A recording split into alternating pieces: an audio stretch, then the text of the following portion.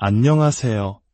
하나님의 평강이 여러분의 삶에 가득하기를 기도합니다. 오늘 우리는 신앙인으로서 가장 깊은 갈망 중 하나인 어떻게 하면 성령님의 음성을 들을 수 있을까? 라는 질문에 대한 답을 찾아가는 여정을 떠나보려 합니다. 많은 이들이 이것을 신비롭고 특별한 은사로만 생각하지만 사실 그 열쇠는 우리의 일상 속에 숨어 있습니다.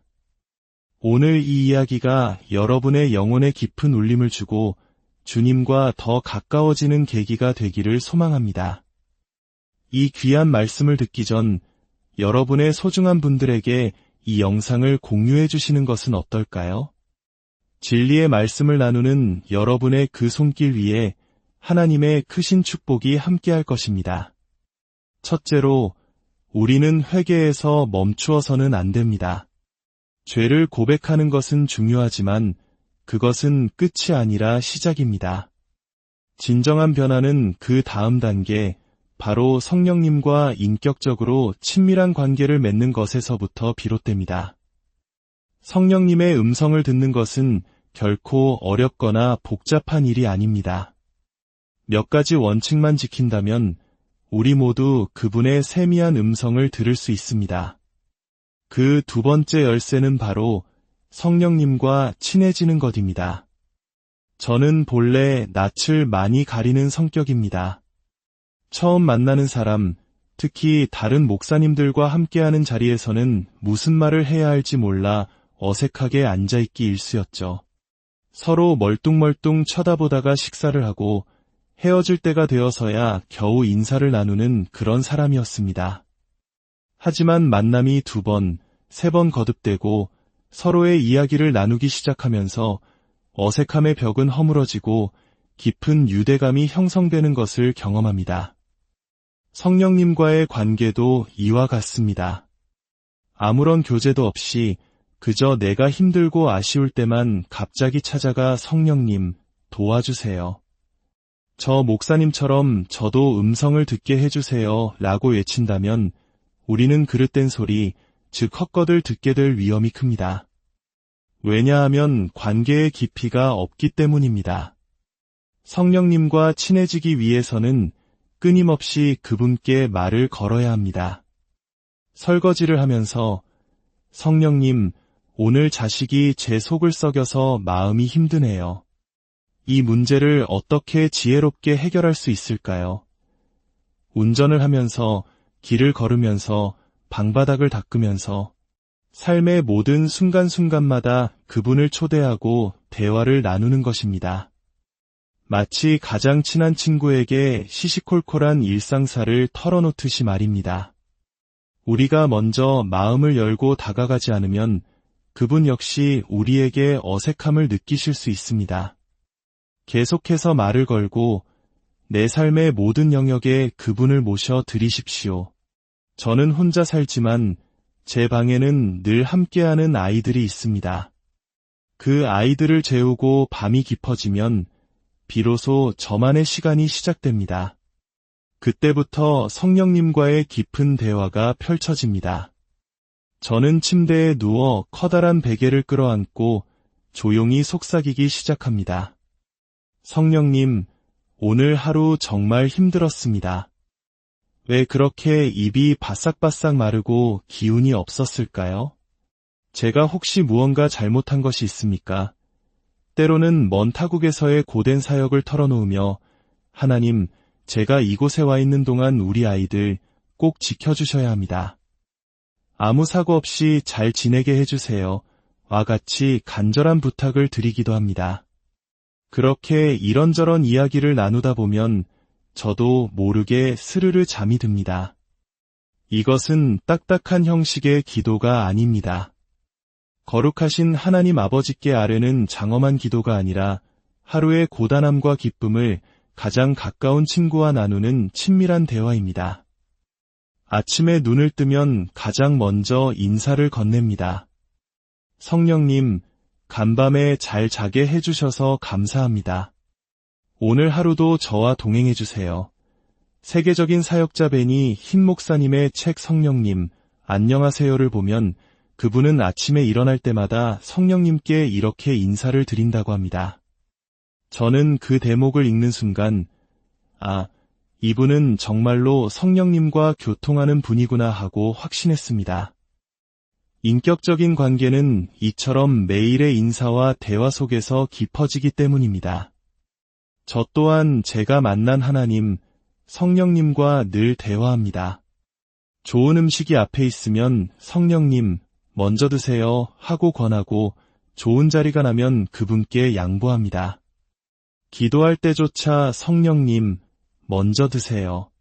다 드셨으면 이제 제가 먹겠습니다. 아멘 하고 식사를 시작합니다. 내 삶의 모든 좋은 것을 그분께 먼저 드리는 것입니다.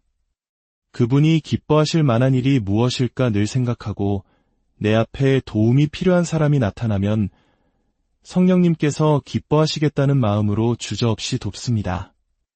여러분의 마음에 떠오르는 선한 감동이 있다면 그것이 바로 성령님께서 기뻐하시는 일입니다. 주저하지 말고 행하십시오. 저는 매년 설날이 되면 아버님께 세배를 드립니다. 아버님, 올해도 건강하시고 새해 복 많이 받으세요. 하고 한 번 절을 올립니다. 그리고 집에 돌아와서는 방문을 모두 걸어 잠그고 성령님께 말씀드립니다. 성령님, 제가 우리 아버지보다 성령님을 100배, 1000배, 10,000배 더 사랑하는 것 아시지요? 아버지께는 한 번 절했으니 우리 성령님께는 20번 절해 드릴게요. 성령님, 새해 복 많이 받으세요. 그리고 정말로 20번을 절합니다. 어떤 이들은 이런 절을 보고 어리석다고 생각할지도 모릅니다. 하지만 하나님께서는 우리의 중심을 보십니다. 어느 서커스단에 어린 소년이 있었습니다. 어느 주일 공연이 취소되어 쉬게 된 소년은 친구들을 따라 난생 처음 교회에 갔습니다. 그곳에서 예수님이 자신을 위해 십자가에 달려 돌아가셨다는 설교를 듣고 소년의 마음은 큰 슬픔에 잠겼습니다. 다른 사람들은 모두 헌금 바구니에 돈을 넣는데 가진 것이 아무것도 없던 소년은 빈손으로 나올 수밖에 없었습니다. 그날 밤 소년은 잠을 이룰 수 없었습니다. 나를 위해 목숨까지 주셨는데 나는 아무것도 드린 것이 없구나. 깊은 밤 소년은 자기가 가장 아끼는 서커스 도구들을 챙겨 몰래 교회로 다시 찾아갔습니다. 그리고 강대상 앞에서 말했습니다. 예수님, 저는 돈도 없고 드릴 것이 아무것도 없어요. 제가 할 수 있는 건 이것뿐이에요. 소년은 자신이 할 수 있는 가장 멋진 재주를 넘고 공을 돌리며 땀을 뻘뻘 흘리면서 온 마음을 다해 예수님을 기쁘게 해드렸습니다. 그 모습을 보신 하나님께서 뭐라고 하셨을까요? 이 녀석, 여기가 어디라고 감히 뛰어놀고 있느냐 하고 꾸짖으셨을까요? 아닙니다. 하나님께서는 그 어떤 값비싼 헌금보다도 그 소년의 순수한 마음과 진심 어린 예배를 가장 기쁘게 받으셨을 것입니다. 하나님은 어린아이와 같은 순전한 믿음을 기뻐하십니다. 저 또한 그런 마음으로 성령님과 교제합니다. 때로 너무나 기쁜 일이 생겨 잠 못 이루는 밤이면 잠자리에서 일어나 성령님께 노래를 불러드리고 찬양을 올려드립니다. 삶의 모든 순간을 그분과 함께 나누는 것입니다. 이렇게 바보처럼 어린아이처럼 그분과 친밀한 관계를 쌓아가다 보면 어느 날 그분께서 먼저 우리에게 말을 걸어오십니다. 깜짝 놀랄 만큼 선명하고 분명한 음성으로 우리 삶에 개입하기 시작하십니다. 하나님의 말씀대로 지극히 작은 것에서부터 순종하는 삶을 살아보십시오. 주님께서 나를 보시며 가장 슬퍼하실 만한 것이 무엇일까를 생각하고 그것을 버리기 위해 싸우십시오. 그러면 어느 날 정말 놀랍게도 하나님의 음성이 당신의 마음에 들려올 것입니다. 그 음성이 들려올 때 어떤 이들은 이게 내 생각인가? 아니면 사탄이 주는 생각인가? 하고 혼란스러워합니다. 하지만 분별은 너무나 쉽습니다. 사탄은 결코 우리에게 기도하라고, 거룩하게 살라고, 내가 가진 것을 포기하라고 말하지 않습니다. 하나님은 우리가 슈퍼마켓을 해야 할지, 미용실을 해야 할지 같은 사소한 문제에 크게 관여하지 않으십니다. 그런 것은 여러분이 지혜롭게 판단하여 결정하면 됩니다. 어떤 일이 더 많은 이윤을 남기는지, 어떤 일이 주의를 더 잘 지킬 수 있는지 따져보고 선택하십시오. 하나님께서 정말로 관심을 가지시는 것은 내가 어느 곳에 있든지 그 자리에서 어떻게 나를 영화롭게 하며 살아갈 것인가 하는 것입니다. 아멘. 그것이 가장 중요합니다. 그리고 어떻게 살아가야 할지 막막하다면 마태복음 5장, 6장, 7장에 기록된 산상수훈을 매일 읽으십시오. 저는 죽는 날까지 그 말씀을 읽으려 합니다. 그 말씀 한 구절 한 구절을 깊이 묵상하며 살아갈 때 죄의 유혹이 우리를 공격해올 때마다 놀랍게도 그 말씀이 생각나 우리를 지키고 승리하게 할 것입니다. 우리가 비록 늘 깨끗하게 살 수는 없을지라도 조금이라도 더 거룩하게 살려고 노력하며 발버둥칠 때 성령님은 어김없이 우리를 찾아오시고 우리와 대화하기를 원하십니다. 그분은 당신의 뜻을 우리에게 알려주기를 간절히 바라고 계십니다. 한번 그분의 음성을 듣기 시작하면 세상의 그 어떤 것도 중요하지 않게 됩니다. 그 음성에 우리의 생명을 걸게 될 것입니다. 이것이 바로 성령님과 동행하는 삶의 비밀입니다. 왜 아직 안 들리지? 하고 조급해하지 마십시오. 그저 여러분의 삶 자체를 성령님과의 깊은 교제로 채워나가십시오. 언젠가 그분의 음성이 반드시 여러분의 마음 문을 두드릴 것입니다.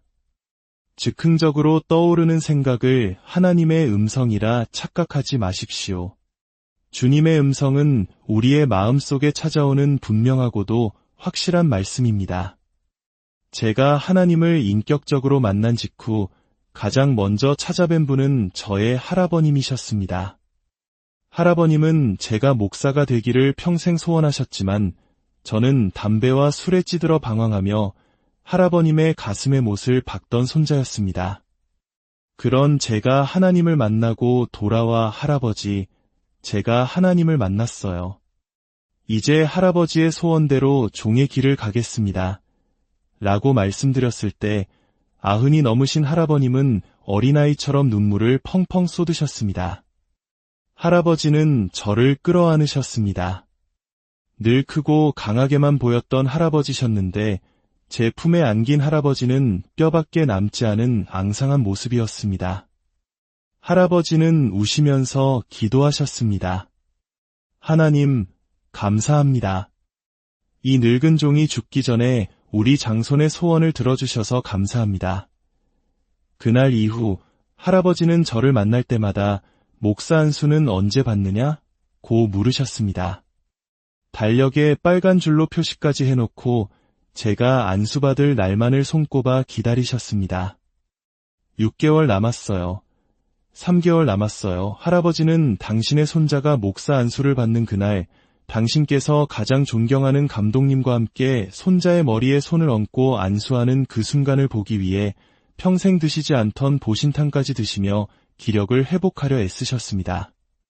하지만 제 안수식을 불과 엿새 앞둔 어느 날 할아버지의 병세는 급격히 악화되었습니다. 온몸이 퉁퉁 붓고 정신은 혼미해지셨습니다. 할아버지는 힘겹게 손가락을 까딱이며 제게 안수해 주시려는 뜻을 비치셨습니다. 저는 할아버지 앞에 조용히 무릎을 꿇었습니다. 할아버지께서는 제 머리에 손을 얹고 무언가 말씀하셨지만 제 귀에 분명히 들린 단어는 성자라는 말 한마디뿐이었습니다. 저는 할아버지께 여쭈었습니다. 할아버지, 평생을 목회하신 할아버지, 저는 앞으로 이 험한 목사의 길을 어떻게 걸어가야 합니까? 제게 꼭 한 말씀만 해주십시오. 그러자 잠시 혼미하셨던 할아버지의 눈빛이 갑자기 초롱초롱해지시며 제 평생의 지침이 된 유언을 남기셨습니다. 돌아가시기 6시간 전이었습니다. 너무나 또렷한 목소리였습니다. 사랑할 수 없는 것을 사랑해라. 용서할 수 없는 것을 용서해라. 가장 천하고 낮은 곳에서 섬겨라. 그리고 변명하며 살지 말아라. 그 네 마디 말씀을 남기시고 할아버지는 조용히 벽을 향해 돌아 누우셨습니다. 더 이상 세상을 보지 않겠다는 뜻이셨을 겁니다. 그리고 6시간 후 할아버지는 하나님의 부르심을 받았습니다. 저는 그 말씀을 평생 마음에 새기고 살아가리라 다짐했습니다. 하지만 그 길은 생각보다 훨씬 더 고되고 힘들었습니다. 제게는 제가 거두어 키우던 한 여자아이가 있었습니다. 태어나자마자 버려지고 끔찍한 학대 속에서 자라던 아이였습니다. 제가 그 아이를 데려와 함께 살기 시작했지만 아이의 부모는 밤마다 술에 취해 찾아와 교회를 부수고 저를 폭행하며 아이를 내놓으라고 행패를 부렸습니다. 저는 매일 해가 질 무렵이면 그들이 또 찾아올까 봐 극심한 불안에 떨어야 했습니다. 어느 날 성령님께서 제게 말씀하셨습니다. 내가 그 아이 때문에 해 질녘마다 겪었던 그 고통과 두려움이 하늘에서는 큰 상급으로 쌓였느니라. 그 위로의 말씀을 듣는 순간 제 마음에 오랜 불안은 눈 녹듯 사라졌습니다. 그러던 어느 날 중학교 3학년이 된 아이가 사라졌습니다. 열흘쯤 지나 학교에서 연락이 왔습니다. 교장실에는 모든 선생님이 저를 기다리고 있었습니다. 아이는 끔찍한 병에 걸려 있었고 저를 가해자로 지목했습니다. 저는 한순간에 파렴치한 목사가 되었습니다. 동네 사람들은 저를 향해 손가락질하고 저는 고개를 들고 다닐 수 없었습니다. 가게에 들어서면 사람들이 저를 보고 수군거리며 피했습니다. 아닙니다. 제가 한 것이 아닙니다라고 소리치고 싶었지만 저는 할아버지의 마지막 유언을 떠올렸습니다. 변명하며 살지 말아라. 그리고 침묵했습니다. 주님만 아시면 되지. 우리 주님은 진실을 아시지. 모든 치료가 끝난 날 저는 아이의 손을 잡고 기도했습니다. 하나님, 이 아이를 깨끗하게 치료해 주셔서 감사합니다. 이제 옛날처럼 주님을 사랑하던 아이로 다시 태어나게 해주세요. 그리고 아이에게 말했습니다. 괜찮아. 내가 친구들과 어울리다 병에 걸렸다고 하면 학교를 계속 다니기 힘들 테니 그냥 내가 그랬다고 하려무나. 그래야 내가 창피하지 않지 않겠니. 그러자 아이는 엉엉 울며 학교로 달려가 모든 사실을 털어놓았습니다. 진실이 밝혀지자 저를 죽일 놈 살릴 놈 하던 사람들은 세상에 이런 사람이 어디 있느냐며 칭찬하기 시작했습니다. 하지만 저는 그저 잠잠히 있었습니다. 사랑하는 성도 여러분, 성령님의 음성을 듣는다는 것은 단순히 신비한 소리를 듣는 것이 아닙니다. 그것은 할아버지의 유언처럼 사랑할 수 없는 자를 사랑하고 용서할 수 없는 자를 용서하며 가장 낮은 곳에서 변명 없이 섬기는 삶을 살아낼 때 그 삶의 한가운데서 우리를 위로하시고 인도하시는 주님의 세밀한 손길과 음성을 체험하는 것입니다. 오늘 여러분의 삶이 매 순간 성령님과 친밀하게 대화하며 그분의 기쁨이 되는 삶이 되기를 소망합니다. 여러분이 걷는 모든 걸음 위에 주님의 놀라운 은혜와 평강이 강물처럼 흘러넘치기를 안녕하세요. 하나님의 평강이 여러분의 삶에 가득하기를 기도합니다. 오늘 우리는 신앙인으로서 가장 깊은 갈망 중 하나인 어떻게 하면 성령님의 음성을 들을 수 있을까? 라는 질문에 대한 답을 찾아가는 여정을 떠나보려 합니다. 많은 이들이 이것을 신비롭고 특별한 은사로만 생각하지만 사실 그 열쇠는 우리의 일상 속에 숨어 있습니다. 오늘 이 이야기가 여러분의 영혼에 깊은 울림을 주고 주님과 더 가까워지는 계기가 되기를 소망합니다. 이 귀한 말씀을 듣기 전 여러분의 소중한 분들에게 이 영상을 공유해 주시는 것은 어떨까요?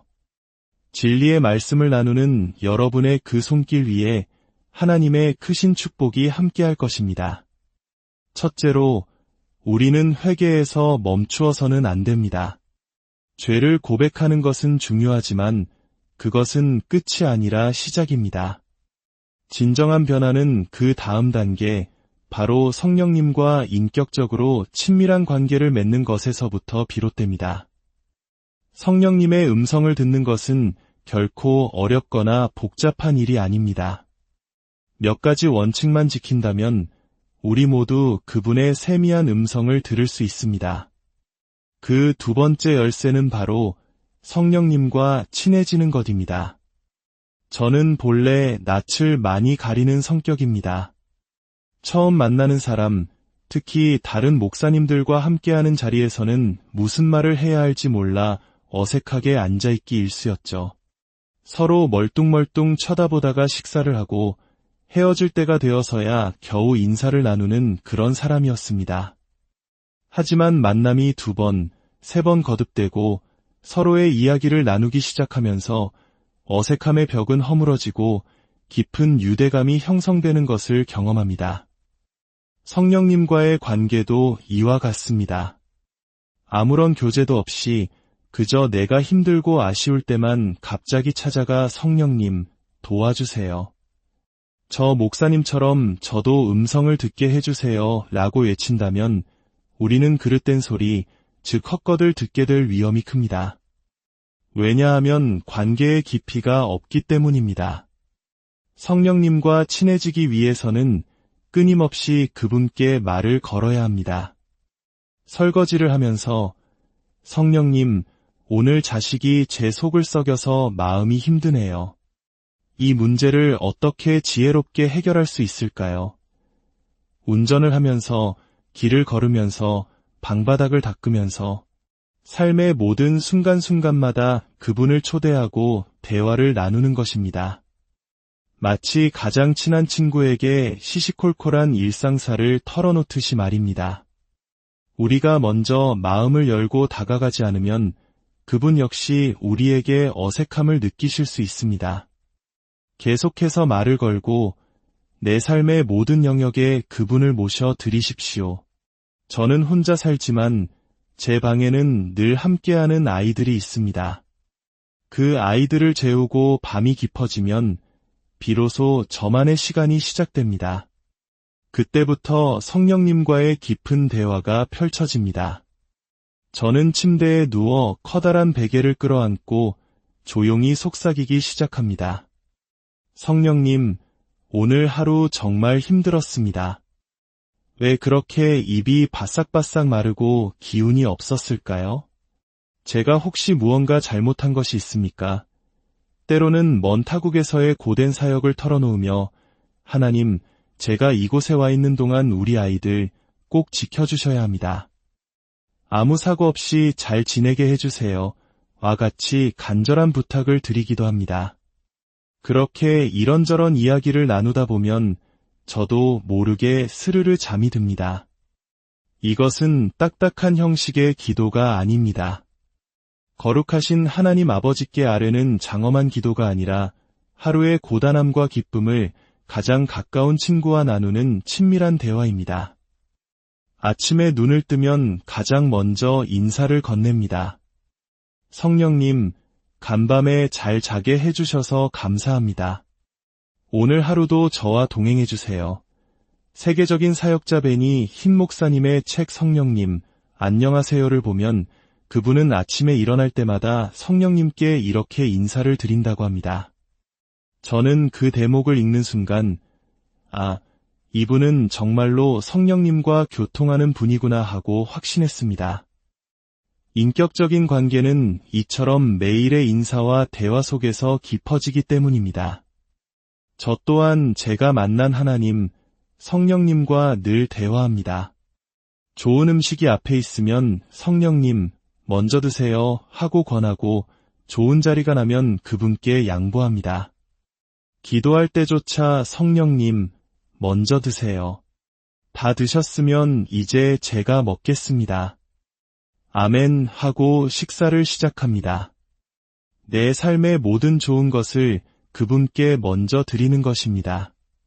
그분이 기뻐하실 만한 일이 무엇일까 늘 생각하고 내 앞에 도움이 필요한 사람이 나타나면 성령님께서 기뻐하시겠다는 마음으로 주저없이 돕습니다. 여러분의 마음에 떠오르는 선한 감동이 있다면 그것이 바로 성령님께서 기뻐하시는 일입니다. 주저하지 말고 행하십시오. 저는 매년 설날이 되면 아버님께 세배를 드립니다.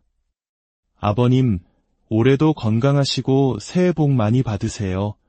하고 한번 절을 올립니다. 그리고 집에 돌아와서는 방문을 모두 걸어 잠그고 성령님께 말씀드립니다.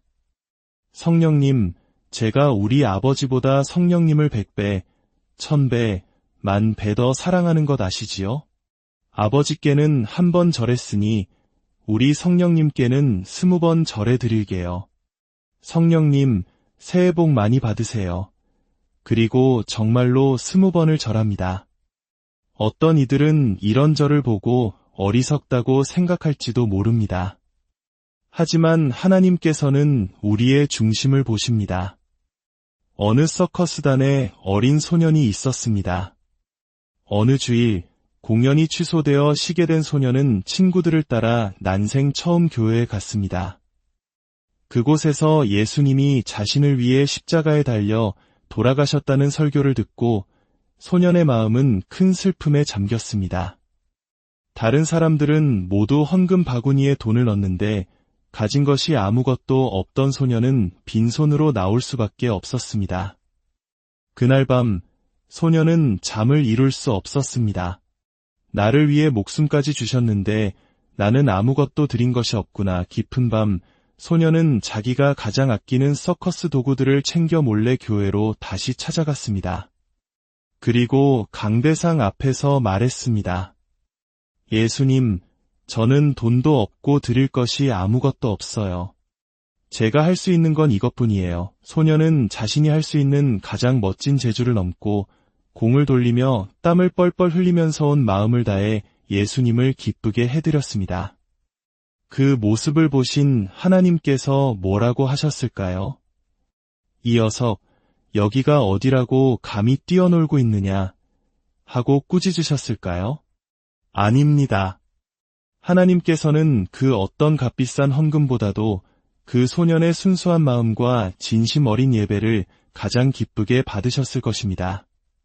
하나님은 어린아이와 같은 순전한 믿음을 기뻐하십니다. 저 또한 그런 마음으로 성령님과 교제합니다. 때로 너무나 기쁜 일이 생겨 잠 못 이루는 밤이면 잠자리에서 일어나 성령님께 노래를 불러드리고 찬양을 올려드립니다. 삶의 모든 순간을 그분과 함께 나누는 것입니다. 이렇게 바보처럼 어린아이처럼 그분과 친밀한 관계를 쌓아가다 보면 어느 날 그분께서 먼저 우리에게 말을 걸어오십니다. 깜짝 놀랄 만큼 선명하고 분명한 음성으로 우리 삶에 개입하기 시작하십니다. 하나님의 말씀대로 지극히 작은 것에서부터 순종하는 삶을 살아보십시오. 주님께서 나를 보시며 가장 슬퍼하실 만한 것이 무엇일까를 생각하고 그것을 버리기 위해 싸우십시오. 그러면 어느 날 정말 놀랍게도 하나님의 음성이 당신의 마음에 들려올 것입니다. 그 음성이 들려올 때 어떤 이들은 이게 내 생각인가? 아니면 사탄이 주는 생각인가? 하고 혼란스러워합니다. 하지만 분별은 너무나 쉽습니다. 사탄은 결코 우리에게 기도하라고, 거룩하게 살라고, 내가 가진 것을 포기하라고 말하지 않습니다. 하나님은 우리가 슈퍼마켓을 해야 할지, 미용실을 해야 할지 같은 사소한 문제에 크게 관여하지 않으십니다. 그런 것은 여러분이 지혜롭게 판단하여 결정하면 됩니다. 어떤 일이 더 많은 이윤을 남기는지, 어떤 일이 주의를 더 잘 지킬 수 있는지 따져보고 선택하십시오. 하나님께서 정말로 관심을 가지시는 것은 내가 어느 곳에 있든지 그 자리에서 어떻게 나를 영화롭게 하며 살아갈 것인가 하는 것입니다. 아멘. 그것이 가장 중요합니다.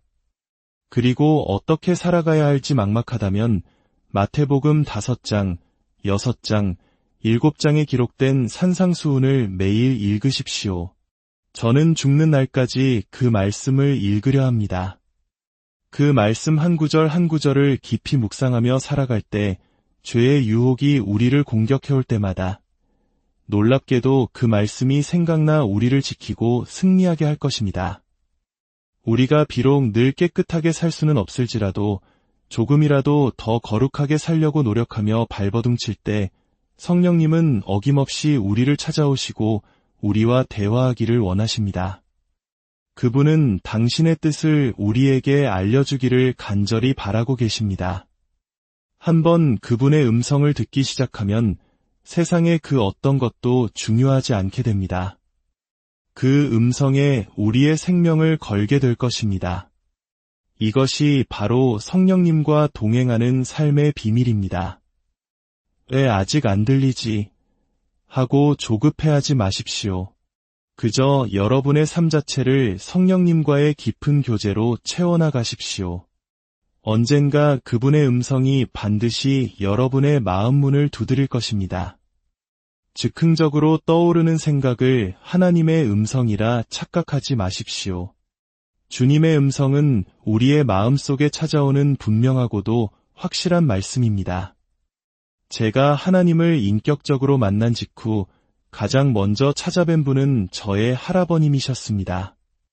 할아버님은 제가 목사가 되기를 평생 소원하셨지만 저는 담배와 술에 찌들어 방황하며 할아버님의 가슴에 못을 박던 손자였습니다.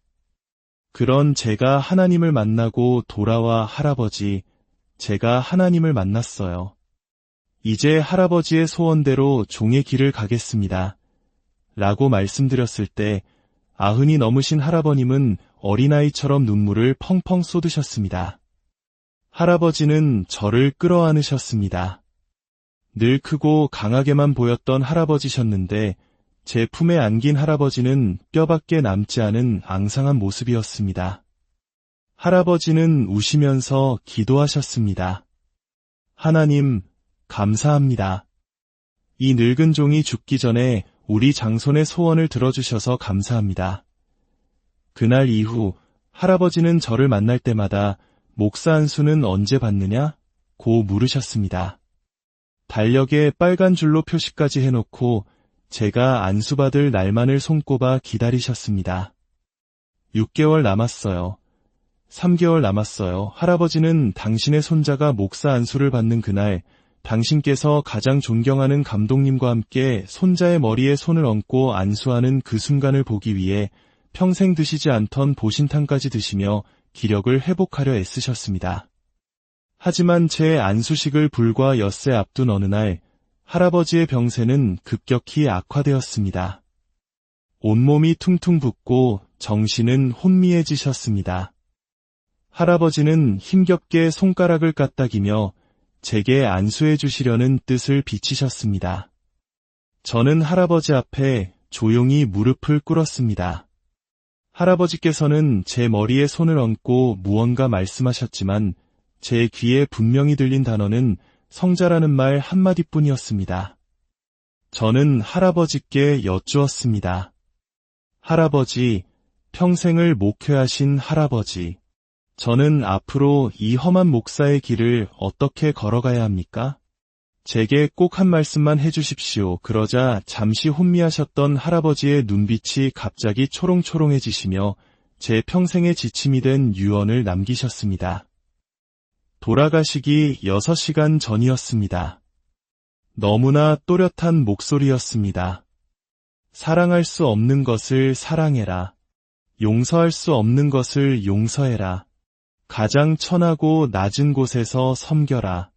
그리고 변명하며 살지 말아라. 그 네 마디 말씀을 남기시고 할아버지는 조용히 벽을 향해 돌아 누우셨습니다. 더 이상 세상을 보지 않겠다는 뜻이셨을 겁니다. 그리고 6시간 후 할아버지는 하나님의 부르심을 받았습니다. 저는 그 말씀을 평생 마음에 새기고 살아가리라 다짐했습니다. 하지만 그 길은 생각보다 훨씬 더 고되고 힘들었습니다. 제게는 제가 거두어 키우던 한 여자아이가 있었습니다. 태어나자마자 버려지고 끔찍한 학대 속에서 자라던 아이였습니다. 제가 그 아이를 데려와 함께 살기 시작했지만 아이의 부모는 밤마다 술에 취해 찾아와 교회를 부수고 저를 폭행하며 아이를 내놓으라고 행패를 부렸습니다. 저는 매일 해가 질 무렵이면 그들이 또 찾아올까 봐 극심한 불안에 떨어야 했습니다. 어느 날 성령님께서 제게 말씀하셨습니다. 내가 그 아이 때문에 해 질녘마다 겪었던 그 고통과 두려움이 하늘에서는 큰 상급으로 쌓였느니라. 그 위로의 말씀을 듣는 순간 제 마음에 오랜 불안은 눈 녹듯 사라졌습니다. 그러던 어느 날 중학교 3학년이 된 아이가 사라졌습니다. 열흘쯤 지나 학교에서 연락이 왔습니다. 교장실에는 모든 선생님이 저를 기다리고 있었습니다. 아이는 끔찍한 병에 걸려 있었고 저를 가해자로 지목했습니다. 저는 한순간에 파렴치한 목사가 되었습니다. 동네 사람들은 저를 향해 손가락질하고 저는 고개를 들고 다닐 수 없었습니다. 가게에 들어서면 사람들이 저를 보고 수군거리며 피했습니다. 아닙니다. 제가 한 것이 아닙니다라고 소리치고 싶었지만 저는 할아버지의 마지막 유언을 떠올렸습니다. 변명하며 살지 말아라. 그리고 침묵했습니다. 주님만 아시면 되지. 우리 주님은 진실을 아시지. 모든 치료가 끝난 날 저는 아이의 손을 잡고 기도했습니다.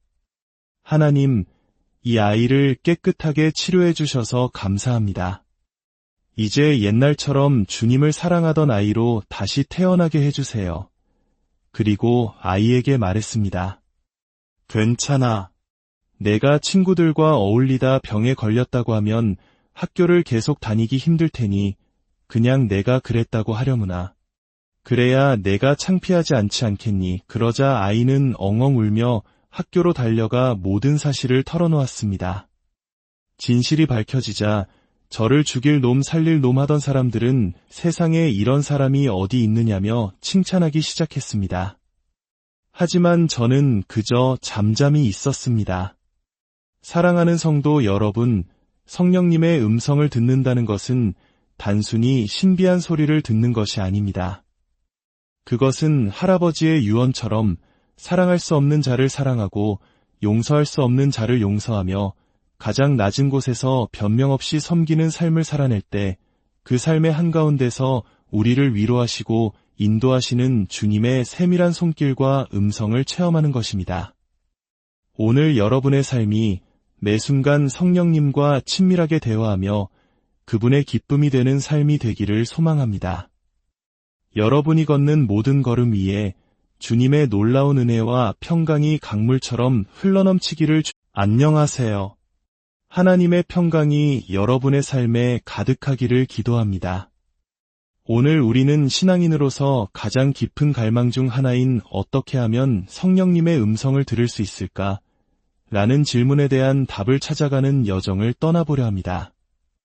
많은 이들이 이것을 신비롭고 특별한 은사로만 생각하지만 사실 그 열쇠는 우리의 일상 속에 숨어 있습니다. 오늘 이 이야기가 여러분의 영혼에 깊은 울림을 주고 주님과 더 가까워지는 계기가 되기를 소망합니다. 이 귀한 말씀을 듣기 전 여러분의 소중한 분들에게 이 영상을 공유해 주시는 것은 어떨까요? 진리의 말씀을 나누는 여러분의 그 손길 위에 하나님의 크신 축복이 함께할 것입니다. 첫째로, 우리는 회개에서 멈추어서는 안 됩니다. 죄를 고백하는 것은 중요하지만 그것은 끝이 아니라 시작입니다. 진정한 변화는 그 다음 단계, 바로 성령님과 인격적으로 친밀한 관계를 맺는 것에서부터 비롯됩니다. 성령님의 음성을 듣는 것은 결코 어렵거나 복잡한 일이 아닙니다. 몇 가지 원칙만 지킨다면 우리 모두 그분의 세미한 음성을 들을 수 있습니다. 그 두 번째 열쇠는 바로 성령님과 친해지는 것입니다. 저는 본래 낯을 많이 가리는 성격입니다. 처음 만나는 사람, 특히 다른 목사님들과 함께하는 자리에서는 무슨 말을 해야 할지 몰라 어색하게 앉아있기 일쑤였죠. 서로 멀뚱멀뚱 쳐다보다가 식사를 하고 헤어질 때가 되어서야 겨우 인사를 나누는 그런 사람이었습니다.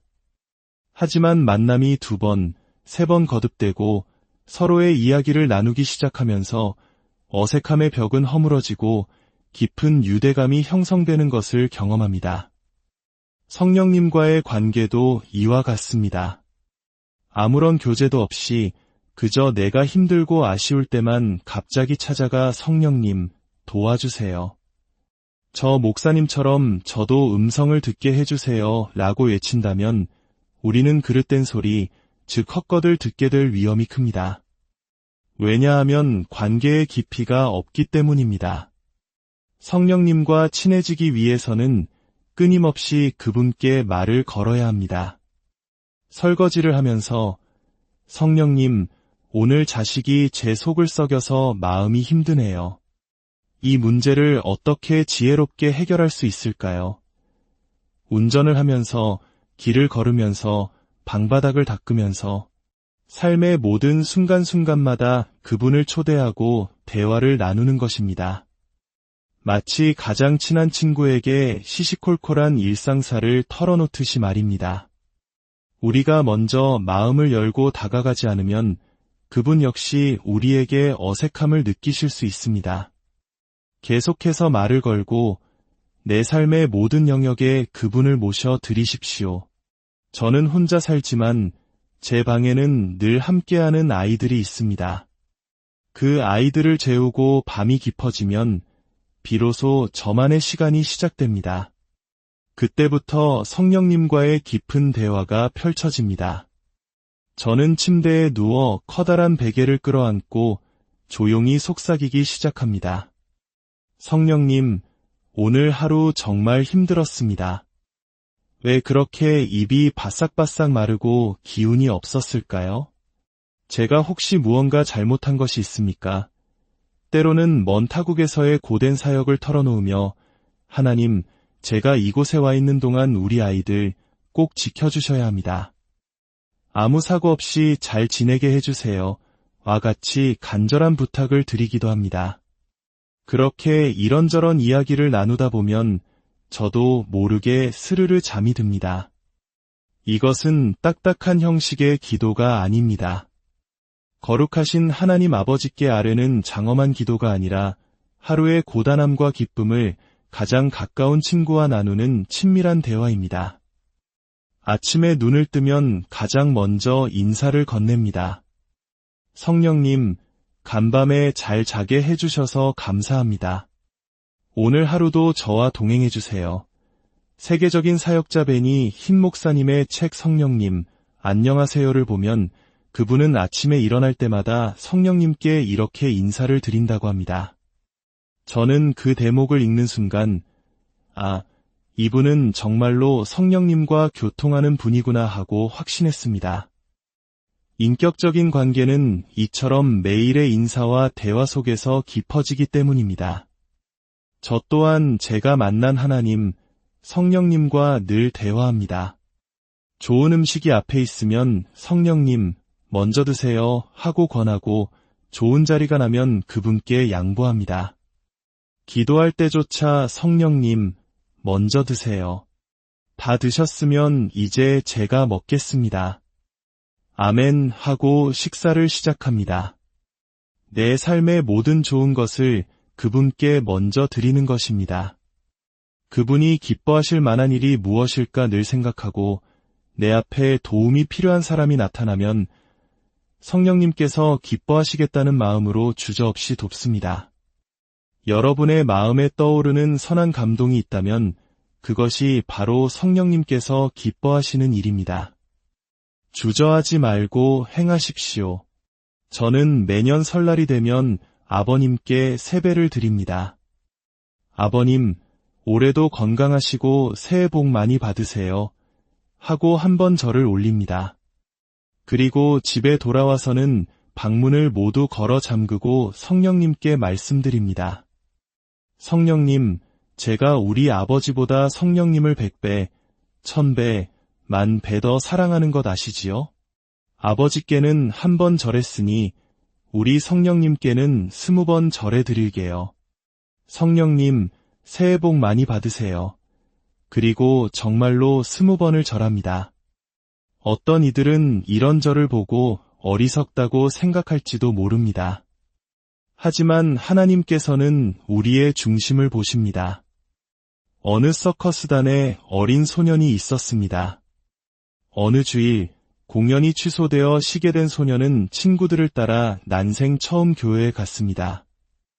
그곳에서 예수님이 자신을 위해 십자가에 달려 돌아가셨다는 설교를 듣고 소년의 마음은 큰 슬픔에 잠겼습니다. 다른 사람들은 모두 헌금 바구니에 돈을 넣는데 가진 것이 아무것도 없던 소년은 빈손으로 나올 수밖에 없었습니다. 그날 밤 소년은 잠을 이룰 수 없었습니다. 나를 위해 목숨까지 주셨는데 나는 아무것도 드린 것이 없구나. 깊은 밤 소년은 자기가 가장 아끼는 서커스 도구들을 챙겨 몰래 교회로 다시 찾아갔습니다. 그리고 강대상 앞에서 말했습니다. 예수님, 저는 돈도 없고 드릴 것이 아무것도 없어요. 제가 할 수 있는 건 이것뿐이에요. 소년은 자신이 할 수 있는 가장 멋진 재주를 넘고 공을 돌리며 땀을 뻘뻘 흘리면서 온 마음을 다해 예수님을 기쁘게 해드렸습니다. 그 모습을 보신 하나님께서 뭐라고 하셨을까요? 이 녀석, 여기가 어디라고 감히 뛰어놀고 있느냐 하고 꾸짖으셨을까요? 아닙니다. 하나님께서는 그 어떤 값비싼 헌금보다도 그 소년의 순수한 마음과 진심 어린 예배를 가장 기쁘게 받으셨을 것입니다. 하나님은 어린아이와 같은 순전한 믿음을 기뻐하십니다. 저 또한 그런 마음으로 성령님과 교제합니다. 때로 너무나 기쁜 일이 생겨 잠 못 이루는 밤이면 잠자리에서 일어나 성령님께 노래를 불러드리고 찬양을 올려드립니다. 삶의 모든 순간을 그분과 함께 나누는 것입니다. 이렇게 바보처럼 어린아이처럼 그분과 친밀한 관계를 쌓아가다 보면 어느 날 그분께서 먼저 우리에게 말을 걸어오십니다. 깜짝 놀랄 만큼 선명하고 분명한 음성으로 우리 삶에 개입하기 시작하십니다. 하나님의 말씀대로 지극히 작은 것에서부터 순종하는 삶을 살아보십시오. 주님께서 나를 보시며 가장 슬퍼하실 만한 것이 무엇일까를 생각하고 그것을 버리기 위해 싸우십시오. 그러면 어느 날 정말 놀랍게도 하나님의 음성이 당신의 마음에 들려올 것입니다. 그 음성이 들려올 때 어떤 이들은 이게 내 생각인가? 아니면 사탄이 주는 생각인가? 하고 혼란스러워합니다. 하지만 분별은 너무나 쉽습니다. 사탄은 결코 우리에게 기도하라고, 거룩하게 살라고, 내가 가진 것을 포기하라고 말하지 않습니다. 하나님은 우리가 슈퍼마켓을 해야 할지, 미용실을 해야 할지 같은 사소한 문제에 크게 관여하지 않으십니다. 그런 것은 여러분이 지혜롭게 판단하여 결정하면 됩니다. 어떤 일이 더 많은 이윤을 남기는지, 어떤 일이 주의를 더 잘 지킬 수 있는지 따져보고 선택하십시오. 하나님께서 정말로 관심을 가지시는 것은 내가 어느 곳에 있든지 그 자리에서 어떻게 나를 영화롭게 하며 살아갈 것인가 하는 것입니다. 아멘. 그것이 가장 중요합니다. 그리고 어떻게 살아가야 할지 막막하다면 마태복음 5장, 6장, 7장에 기록된 산상수훈을 매일 읽으십시오. 저는 죽는 날까지 그 말씀을 읽으려 합니다. 그 말씀 한 구절 한 구절을 깊이 묵상하며 살아갈 때 죄의 유혹이 우리를 공격해올 때마다 놀랍게도 그 말씀이 생각나 우리를 지키고 승리하게 할 것입니다. 우리가 비록 늘 깨끗하게 살 수는 없을지라도 조금이라도 더 거룩하게 살려고 노력하며 발버둥칠 때 성령님은 어김없이 우리를 찾아오시고 우리와 대화하기를 원하십니다. 그분은 당신의 뜻을 우리에게 알려주기를 간절히 바라고 계십니다. 한번 그분의 음성을 듣기 시작하면 세상의 그 어떤 것도 중요하지 않게 됩니다. 그 음성에 우리의 생명을 걸게 될 것입니다. 이것이 바로 성령님과 동행하는 삶의 비밀입니다. 왜 아직 안 들리지? 하고 조급해하지 마십시오. 그저 여러분의 삶 자체를 성령님과의 깊은 교제로 채워나가십시오. 언젠가 그분의 음성이 반드시 여러분의 마음 문을 두드릴 것입니다. 즉흥적으로 떠오르는 생각을 하나님의 음성이라 착각하지 마십시오. 주님의 음성은 우리의 마음속에 찾아오는 분명하고도 확실한 말씀입니다. 제가 하나님을 인격적으로 만난 직후 가장 먼저 찾아뵌 분은 저의 할아버님이셨습니다.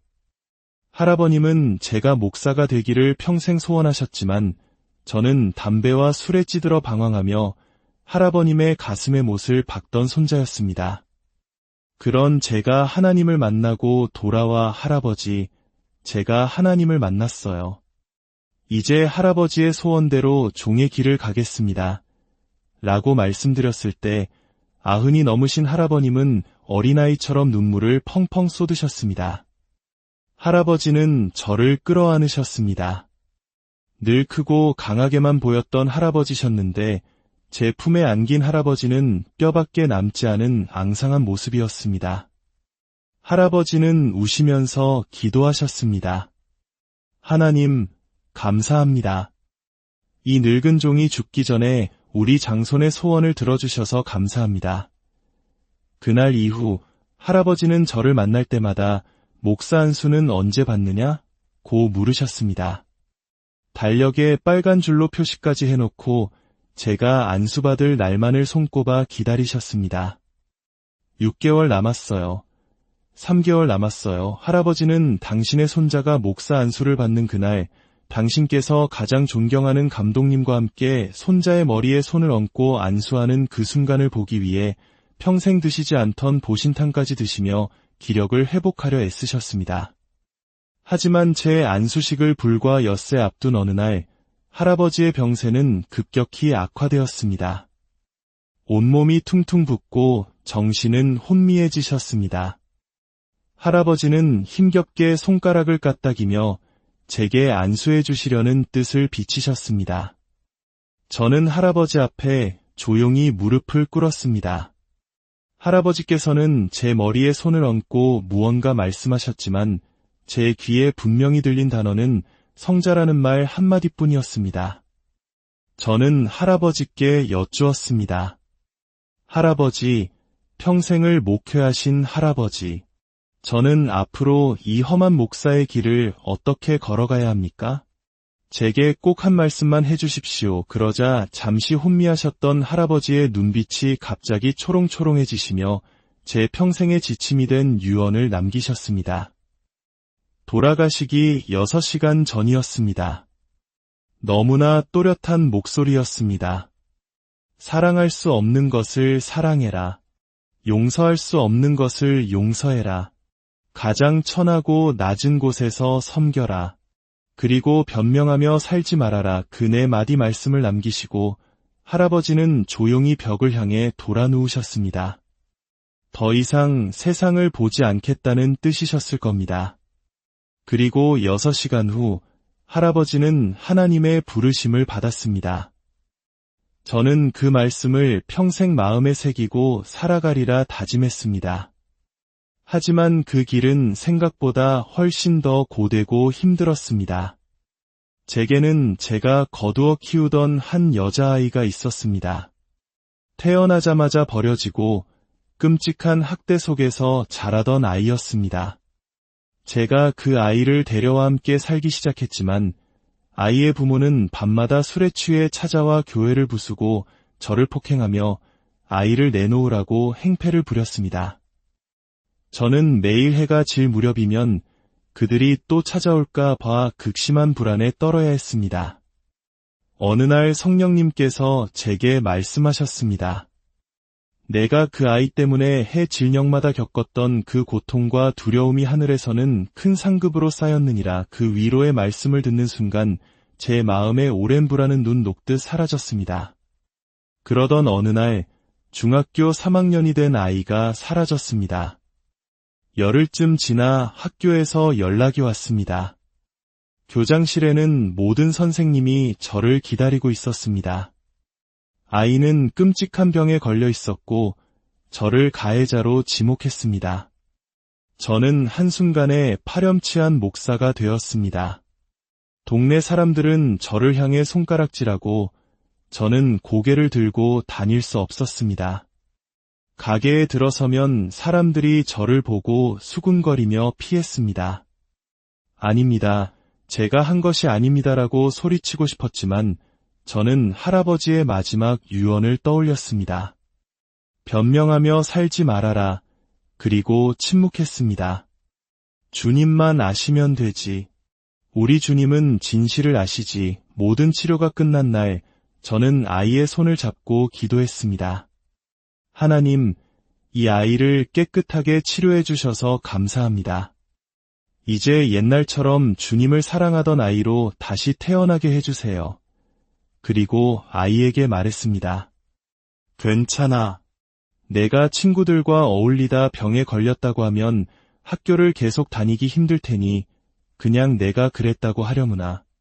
그래야 내가 창피하지 않지 않겠니. 그러자 아이는 엉엉 울며 학교로 달려가 모든 사실을 털어놓았습니다. 진실이 밝혀지자 저를 죽일 놈 살릴 놈 하던 사람들은 세상에 이런 사람이 어디 있느냐며 칭찬하기 시작했습니다. 하지만 저는 그저 잠잠히 있었습니다. 사랑하는 성도 여러분, 성령님의 음성을 듣는다는 것은 단순히 신비한 소리를 듣는 것이 아닙니다. 그것은 할아버지의 유언처럼 사랑할 수 없는 자를 사랑하고 용서할 수 없는 자를 용서하며 가장 낮은 곳에서 변명 없이 섬기는 삶을 살아낼 때 그 삶의 한가운데서 우리를 위로하시고 인도하시는 주님의 세밀한 손길과 음성을 체험하는 것입니다. 오늘 여러분의 삶이 매 순간 성령님과 친밀하게 대화하며 그분의 기쁨이 되는 삶이 되기를 소망합니다. 여러분이 걷는 모든 걸음 위에 주님의 놀라운 은혜와 평강이 강물처럼 흘러넘치기를 안녕하세요. 하나님의 평강이 여러분의 삶에 가득하기를 기도합니다. 오늘 우리는 신앙인으로서 가장 깊은 갈망 중 하나인 어떻게 하면 성령님의 음성을 들을 수 있을까? 라는 질문에 대한 답을 찾아가는 여정을 떠나보려 합니다. 많은 이들이 이것을 신비롭고 특별한 은사로만 생각하지만 사실 그 열쇠는 우리의 일상 속에 숨어 있습니다. 오늘 이 이야기가 여러분의 영혼에 깊은 울림을 주고 주님과 더 가까워지는 계기가 되기를 소망합니다. 이 귀한 말씀을 듣기 전 여러분의 소중한 분들에게 이 영상을 공유해 주시는 것은 어떨까요? 진리의 말씀을 나누는 여러분의 그 손길 위에 하나님의 크신 축복이 함께할 것입니다. 첫째로, 우리는 회개에서 멈추어서는 안 됩니다. 죄를 고백하는 것은 중요하지만 그것은 끝이 아니라 시작입니다. 진정한 변화는 그 다음 단계, 바로 성령님과 인격적으로 친밀한 관계를 맺는 것에서부터 비롯됩니다. 성령님의 음성을 듣는 것은 결코 어렵거나 복잡한 일이 아닙니다. 몇 가지 원칙만 지킨다면 우리 모두 그분의 세미한 음성을 들을 수 있습니다. 그 두 번째 열쇠는 바로 성령님과 친해지는 것입니다. 저는 본래 낯을 많이 가리는 성격입니다. 처음 만나는 사람, 특히 다른 목사님들과 함께하는 자리에서는 무슨 말을 해야 할지 몰라 어색하게 앉아있기 일쑤였죠. 서로 멀뚱멀뚱 쳐다보다가 식사를 하고 헤어질 때가 되어서야 겨우 인사를 나누는 그런 사람이었습니다. 하지만 만남이 2번, 3번 거듭되고 서로의 이야기를 나누기 시작하면서 어색함의 벽은 허물어지고 깊은 유대감이 형성되는 것을 경험합니다. 성령님과의 관계도 이와 같습니다. 아무런 교제도 없이 그저 내가 힘들고 아쉬울 때만 갑자기 찾아가 성령님, 도와주세요. 저 목사님처럼 저도 음성을 듣게 해주세요 라고 외친다면 우리는 그릇된 소리, 즉 헛것을 듣게 될 위험이 큽니다. 왜냐하면 관계의 깊이가 없기 때문입니다. 성령님과 친해지기 위해서는 끊임없이 그분께 말을 걸어야 합니다. 설거지를 하면서 성령님,